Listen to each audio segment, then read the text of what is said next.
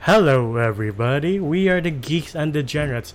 I am Enzo. This is my forever co-host John. Today we talk about Harry Potter 2 or Harry Potter and the Chamber of Secrets. Uh, as I said before, we in the past have a Harry Potter video where we try to squeeze all 8 films in one. That didn't turn out so well, so now we're doing them individually. Which is exciting because next year is the big anniversary for The Prisoner of Azkaban. So I can't wait to do that. But for now, we're doing the second one. Still directed by Chris Columbus, who did the first one, and it's still pretty light. And Harry's still being treated pretty badly by his aunt and uncle. And you're like, when does this get better again? Now they get a little bit more creative now once like they know that he's going to school and they're like, nah, we don't want you to be special. Yeah. We want you to stay here, be normal. Yeah. Or miserable. Your friends don't even reply to you. What kind of friends are those? And you're like, Yeah. they kind of have a point. They might be shitty people, but yeah, why aren't Ron and Hermione writing back to you? And you get your answer why in the form of Dobby, voiced by Toby Jones, who's like, it's because Harry Potter's life is a zero sum. You're like, oh, that's harsh. I'm feeling no. I forgot that was his voice. Yeah, right. But yeah, Dobby has been. I'm Swiss. No, okay. I am Swiss Fräulein. No, but Dobby has been keeping Harry Potter's letters from delivering, and he warns Harry Potter of like, please don't go to Hogwarts.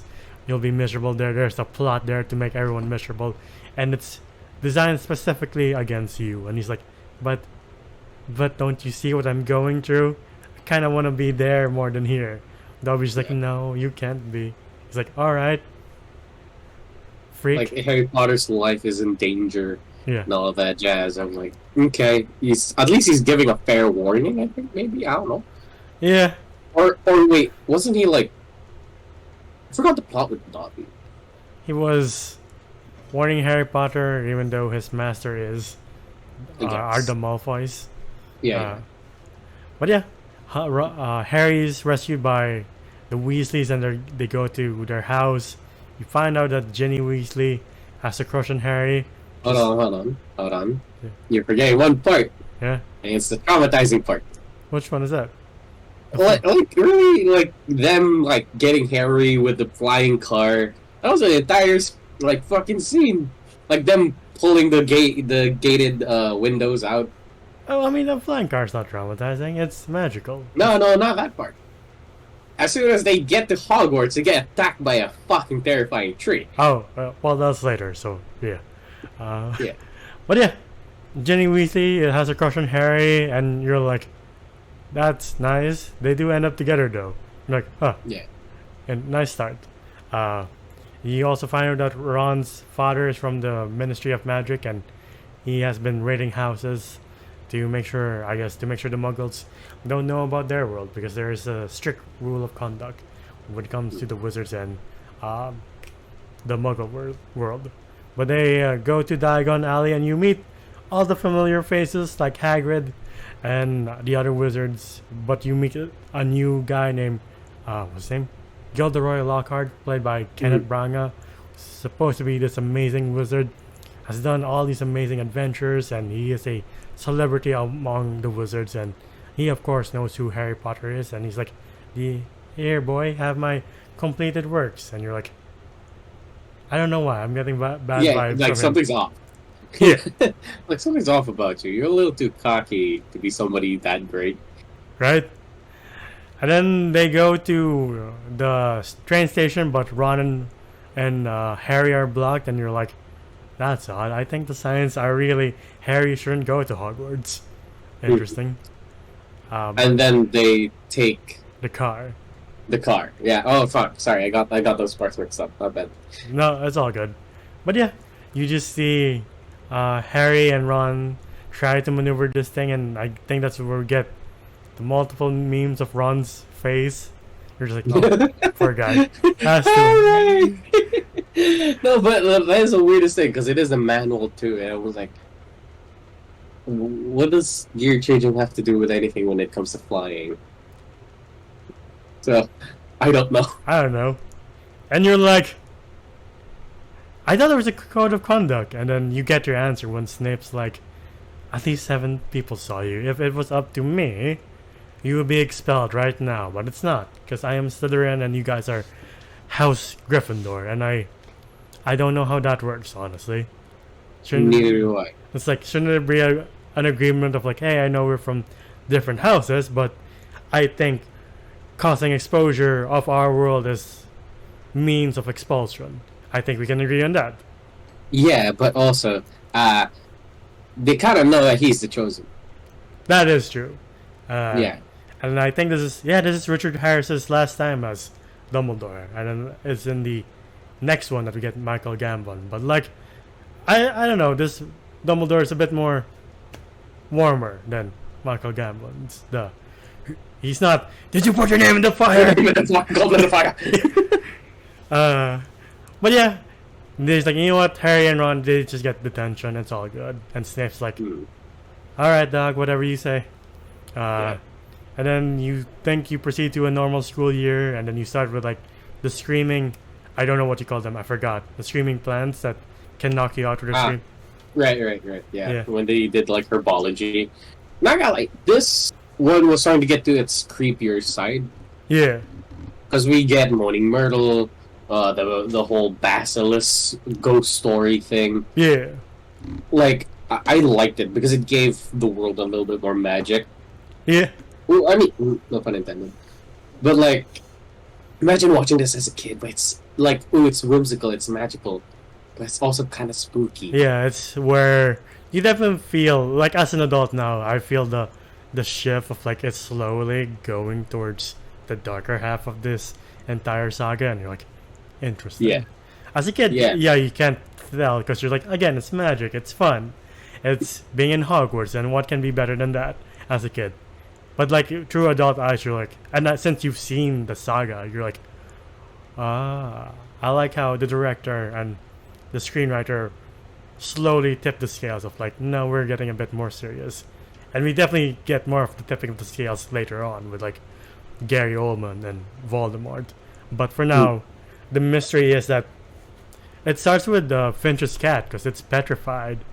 Because first you think like, Jesus, why would they do that to a poor cat in a wizard school? Then again, this school is notorious for bad things, so I wouldn't be surprised if bad things happen to your pets. Though every time I do see David Bradley in these films, I'm like, I can't trust you. You're the guy who killed the best Stark. Why? How could you? like fuck your cat. Yeah, exactly. I'm kidding. No, but like, yeah. Then again, I would love to go back to it where we're with this mythical creature that roams. Well, first Harry gets accused of like, oh, you petrified my cat. Yeah. You're like, I was like, no, there's something else here, and they read about a basilisk. And I'm like, Yeah, you get the history of Hogwarts, and one of the people who was like, I don't think Mudbloods. Sorry, I said a slur in the Harry Potter world. But like, I don't think Muggles and wizards should learn in the same school. I think it should be pure wizards, and that is Salazar. And you're like, well, that guy's an asshole. And you find out he has a also creature. somewhat specious. Yeah, and you find out he has a creature roaming around, and you're like, that's concerning. Again, why is the school a thing? But sure, why not? Yeah, and then like, it is really creepy for a kid because like, imagine you're in boarding school, but at night there is something out there that you're not allowed to go out because it roams the halls. And I'm like, And how freaky is that concept? And it petrifies you. Like, the only reason why it doesn't full out kill you is because you're not making direct eye contact, and you're like, Yeah. that's not reassuring at all. Thanks, Hogwarts. Why am I in here? Yeah. Also, you get the humiliation of public embarrassment because Ron's mom is like, how dare you steal the car with the screaming and that. I was like, I think I would rather have the basilisk eat me than that in a public Yeah. school. Like, I wish that tree just stabbed me through the chest. And it hurts more because like she's obviously has favoritism towards Harry, and you're like, oh, thanks, mom. Thought I was your son. No, I mean it's just that basic thing. Like I can't really get mad at this kid. He's not really my kid. That Yeah. is true, and he's gone through enough in this life. Yeah. You also find out that Gilderoy Lockhart is the new professor for defense against the dark arts, and like you're like, all right, they had a slew of professors before Snape came around, but again, he teaches them, and you're like, I don't think you're qualified, no matter what your book says. I really Yeah. don't, especially in that spelling duel with Harry and like the rest of the students. You're like, he cast something wrong, and Snape's like, you could teach them to block the spell, and you're like, why don't you? What the Yeah. fuck? And then we also get a moment where they're playing Quidditch. Yeah, Harry breaks his arm, yeah, and then he made his like arm into jelly. Like pretty much got rid of all of the bones inside his arm. I'm like, yeah, are you sure you're real? Like, you're legit, bruh? yeah. Oh, going back a bit, you do meet Draco's father, and you're like, so that's where he gets it. Shit. Yeah. Played by Jason Isaacs, the OG Grand Inquisitor, and you're like, all right, I like you when you're an asshole in these things, these sci-fi fantasy movies, because you're excellent in it, and you feel the "I'm better than you" vibes coming from him, especially when he talks to Ron's dad, and you're like, wow, you really are an asshole. Fuck. Also, I think it's in the spelling duel where you find out that Harry can talk to snakes. That's why he hears voices in the walls, and you're like, that's not creepy. Wait. Yeah, that's like that's not traumatizing at all. Yeah. And unfortunately for them, eventually, well, first the bathroom floods and they find Tom Riddle's diary, and you're like, who's Tom Riddle? Who is this guy? Hmm. Harry sees him, and that's when you get the first incident of like this thing killing students in the bathroom. Like one person died, and you find out later it is Moaning Myrtle, and you're like, huh. And Tom accuses Hagrid of unleashing the creature, and it's this. For now, it's a medium-sized spider. I'm like, shit, Tom might be right. I'm sorry, but that thing's still too big. Uh, but like when Hermione gets petrified, that's as a kid, I was like, you can't do that to the main cast. Can't Yeah. put them in harm's way, especially Hermione. What's wrong with you? But she was gripping a text that said mentioned the basilisk, and like they all this time they've been gathering information about Salazar because Harry and Ron had to become his like goons for a minute with the spell Hermione was crafting, and they do get sufficient information even though they're withholding, like smacking Draco in the face because he's like again a little shit. You did call Hermione a mudblood, and you're like, I'm gonna don't do it, don't compromise the mission. Don't do it. Don't do it. Hold me there. That's also where you get Hermione as a cat, and you're like, that name is going to stay with me forever. It's gonna stay with the furries forever. Shit. But yeah, the text mentions the basilisk, and they don't know about it yet because alright, before that they confront Hagrid about the spider because also the Ministry of Magic is like, it must be Hagrid because he was there years before, and poor Hagrid has to be taken to Azkaban, and you're like, that's a bit harsh. Jesus Christ. Isn't he like a student that day? It's like, yeah, why? I mean, Hagrid, there should be like enough proof to send him to the worst place in the wizarding world. I don't get why he has to stay there right now. Anyway, he does mention to Harry and Ron that, oh, you should follow the spiders, and like, that's not bad. That's mini spiders, and you see the big spiders are like, Follow the spiders. Why couldn't it be follow the butterflies? But yeah, I'm like, I agree, Brad. Like when I saw that, I was like, I got a newfound fear, and I don't like it. I don't know what's worse, honestly, Shelob from Lord of the Rings or this one.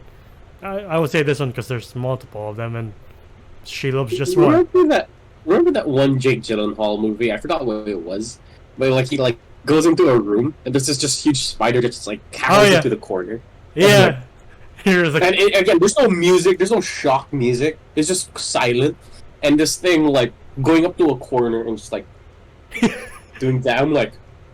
you're right. You're just like, I was like, no. No, I sorry to everybody in the audience. I have a phobia of spiders. So, Yeah. But yeah, they learn from Hermione from the text he was holding on to of this creature, the basilisk, and you find out that like, oh, this thing will kill you instantly if it looks you in the eyes, and you're like, so why isn't it killing the students? And you find out it's because of the reflection. They don't see it, the eye itself, but they just see it through like a camera or a mirror. But poor Moaning Myrtle saw it through its own eyes, and you're like, That's Jesus. what killed her. Yeah. And then you find out this creature is hiding under has a complete compartment to itself, or dungeon to itself under Hogwarts, and you're like, again, why don't they check these things before? And the entrance is like in the girls' lavatory. Yeah. I was like, Salazar Slytherin, you perv. And then they get Lockhart to come with them, because at this point they're like, I guess Hogwarts has to shut down because it's too dangerous, and they're Yeah. like, Lockhart, can you investigate? And he's like packing. He's like, no, thank you. And Harry and Ron are like, you're full of shit, aren't you? He's like, yeah, I am. And they force him to go down with them. Yeah. And then he tries to make them forget about him being a fraud, but he uses Ron's broken one. That's broken one. Oblivic. And then he knocks him backwards. Yeah, I love. Thus making him lose his memory. Yeah, I love how he comes. Oh, Ron had to like. Yeah, yeah. Had to like. It's like, shut the fuck up. And then Harry has to go to the lair of the basilisk itself, and like, you find Ginny Weasley unconscious, and you're like, oh no, not Ginny. Why? She's so friendly and innocent. Why her? And that's exactly why Tom Riddle uses her. We're like, Tom Riddle, I don't think he's a good guy. I really don't. And like, No, but like, okay, I think we kind of glossed over another plot point in this movie is that Harry has been communicating with a book. yeah, Yeah, like it writes itself. It's kind of like a pen pal, but through email. and it's Tom So Riddle. so just an email. Yeah. And it's Tom Riddle because his soul, his younger self, is trapped in that book, and you're like, as an adult, again, you see the pieces going together. But as a kid, I was like, why is he bad? I don't Yeah, who understand. is this guy? Yeah, Like the entire time, and then you see he's like Lord Voldemort. I was like, yeah. And like, you're like, oh, that's bad. Shit. yeah. And then, Also, I guess it's a smart thing to put in the girls' lavatory, yeah, because then no one would be the wiser. Be like, oh, why is Tom Riddle going into the girls' lavatory all Right. the fucking time? he found out that he's been using Ginny to write these messages to cause all this chaos, and you're like, oh, Yeah. to prepare to destroy Hogwarts from within, to prepare for his eventual return. And you're like, I think it's going to happen either way. And then he summons the basilisk, and it is a very impressive practical and CGI effect. And you're like, as a kid, I was like, maybe I don't like snakes. Maybe I really Yeah. don't. And the stakes were so high because you can't look at the thing. Yeah, Yeah, like Harry had to like fight off the basilisk while using Godric Gryffindor's sword, yeah, but he can't look at it. yeah. So I was like, how are we gonna do this? That's the. I don't know why Dumbledore couldn't go down himself, but okay.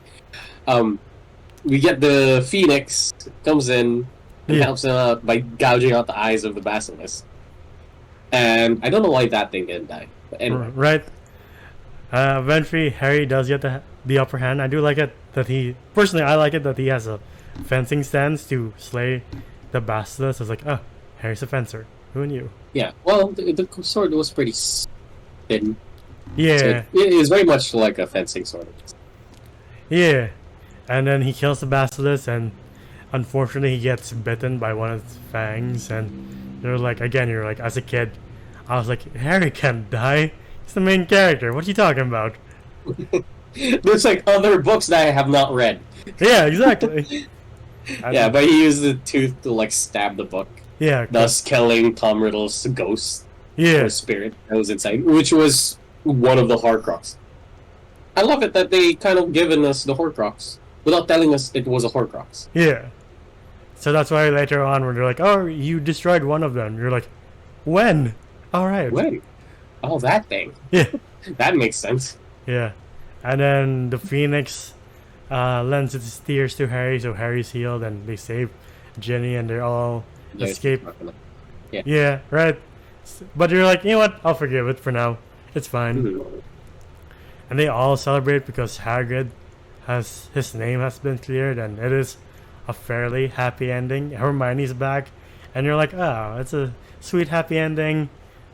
That eventually all these endings kind of get bittersweet by the end, except for the Mhm. last one, which is cathartic. But like, for now, we still have like, oh, it's a warm, fuzzy feeling since it is near Christmas too. You're like, ah, and it ends with John Williams' amazing Harry Potter score, and you're like, Yeah. all right. And Dobby's free. Yeah, gave I him a forgot. sock. Oh man, I felt so bad when Lucius just started kicking him down the stairs. I was like, Jesus Christ, why? I was like, oh, I guess slavery's still a thing in The wizard world, anymore. you're right. Oh man, what is it now? Master gave Harry a sock. Sorry, Master gave Dobby a sock, and like Harry makes Dobby promise, like, promise me you'll never try to save my life, and you're like, that's unfortunate. Like, Hmm. yeah, like hey, you broke his promise anyway. But yeah, again, for now, it's a pretty happy ending. It's a pretty warm and fuzzy feeling of like, again, these are still kids' movies, and you're like, yeah, I can still show them to my niece and nephews of a certain age. I don't think I can show them the later ones just yet, but yeah. What would you rate Harry Potter and the Chamber of Secrets? I'll say it's still a damn solid movie. Like, and I do like it compared to the first one.